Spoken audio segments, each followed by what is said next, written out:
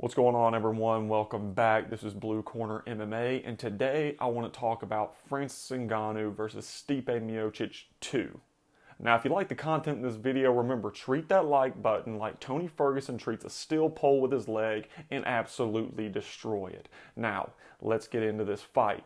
So Francis Ngannou is coming into this fight a 3-1 favorite. He'll probably go into the fight itself on fight night as a 2-1 favorite, I would imagine, but my question to you guys is if you're betting your money on Francis, like the odds will have you believe, you have to be telling me he's going to win by knockout, correct? Now, I know people are saying that he's been working on a few things here and there, but we can all agree that win has to be by knockout, right?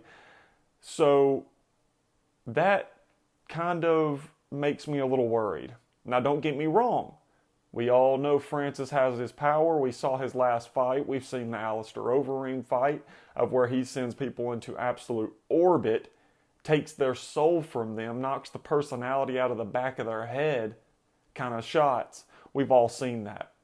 But I will say I think Stipe is a little bit tougher of a challenge than that. And now I know it's been roughly 3 years since their first contest. And Francis has grown, don't get me wrong. But what evidence do we have to tell us that he will be able to stop the takedowns? To be able, because he's getting out of these fights in the first round most time, outside of like the Derek Lewis fight, which I believe was after, it was after Stipe. So other than that, he's getting out of these fights quick. What tells us that he can go 5 rounds if needed? What tells us that he's developed a game of where he can stop the takedowns, or he's developed his wrestling, or he's worked up against the fence and everything else? I'm not saying he's not working on that. Of course he's working on it. What tells us that he's progressed enough to handle someone like Stipe, who has been in some absolute dog fights with one of the greatest to ever do it, Daniel Cormier? So if you think Francis Ngannou has improved, you have to think Stipe's improved as well, correct? Now the question is, has Francis been able to jump up enough to meet in the middle of that gap? Now don't get me wrong, that hand that Francis has and those bombs that he throws are the great equalizer, and it can end a fight quick. But I'm going to give you my prediction. I'm going to tell you why. I'm leaning Stipe. Let's just go ahead and get into what I'm thinking. I'm leaning Stipe in this fight, and that maybe I'm thinking too much about the last fight or whatever. I'd love to hear what you guys think. This is just my opinion. Again, bet the way you will bet, lean the way you'll lean. Totally fine. I'd love to hear what you guys have to say, and I'd love to hear your reason why. But the reason why I'm leaning Stipe in this one is because there's been kind of some red flags, and the main red flag to me is that I've read some articles on a couple sources. These are like CBS Sports, ESPN, a few other ones now. Whether this is true or not, I don't know. But apparently Kamaru Usman will be in the corner of Francis Ngannou in this next fight. And some of you may be thinking, whoa, why is that a bad thing? Kamaru Usman, he's super talented, welterweight champion. He's been doing great here recently. Yes, he has. But the reason why this gives me red flags is because Kamaru just got out of a fight. He trains in Colorado. Ngannou has been in Vegas training. So if those two have not been together, and you mean to tell me they're going to link up either the night of the fight or the week of the fight, whatever it may be, or even 2 weeks before the fight, that brings up red flags. And the reason why it does is because I don't think that you're taking Stipe serious enough. Because if you have been working on your takedown defense or your wrestling or your ground game, it hasn't been with Usman this whole time. Unless there's something I'm missing. But I feel like that would have surfaced by now had they been training together for the past 3 years or even the past year or a couple months. But like I said, Usman just got out of a fight camp. So I know here recently they haven't been.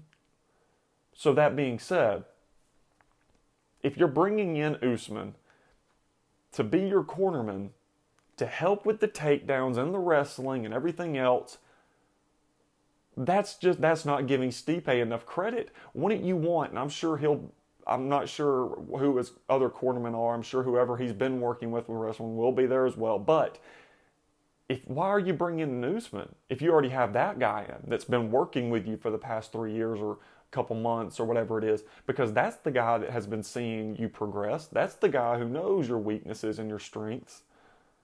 Why not lean to that advice? Have you not been training as much takedown defense or wrestling as you should have been, and now you're kind of in panic mode of, I got to bring in somebody that's really good up against the fence or really good at stuffing takedowns or whatever it may be in Kamaru Usman? I don't know, guys. Again, that's a red flag, because by the time Usman is able to tell him something that he's going to understand in the fight, it will already be too late.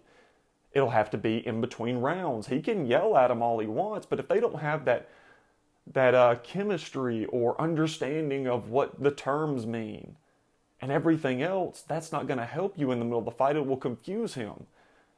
So he's going to have to break all this down in between rounds when the damage has been done. If Stipe gets him down, holds him there for 5 rounds, and is even able to do some ground and pound, or let him get up and then take him back down again, kind of like the Colby Covington approach of just lean on him, put your weight on him, wear him out.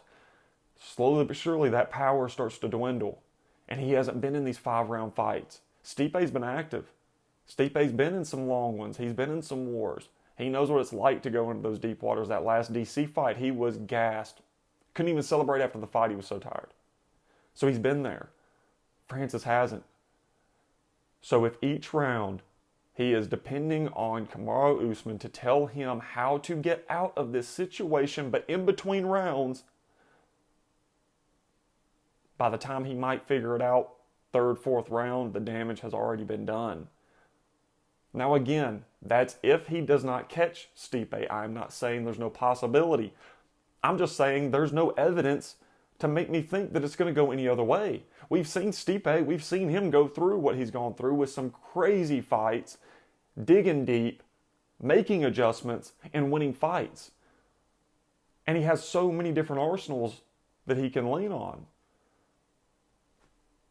If Francis still is just a one-punch hitter, and that's what he's leaning on, again, it is the great equalizer, but it is very limiting. And I haven't seen anything in his game that tells me he's developed his takedown defense or being able to stuff takedowns. We haven't seen any of that. Not to say it's not there, but I'm just looking at the evidence that I have. And the 2 resumes that each of these fighters have since their last fight. I believe Stipe has gotten better. Don't get me wrong. I believe Ngannou's gotten better as well. But look at the differences in the competition. Look at the differences of what they've had to do to win those fights. Don't get me wrong, Ngannou has done impressive things, and man, he is scary. Very, terrifying. If he told me to give me, my wallet to him right now, I just have to say, okay, yes, sir. There's nothing I'm doing about it, and I don't think there's many people in this world that could do anything about it. But what I'm saying is against an elite level athlete, an elite champion who has been in those dog fights, and he's been at the top for a while now. And Stipe, I think I got to lean towards Stipe. Let me know what you guys think. Until next time, peace.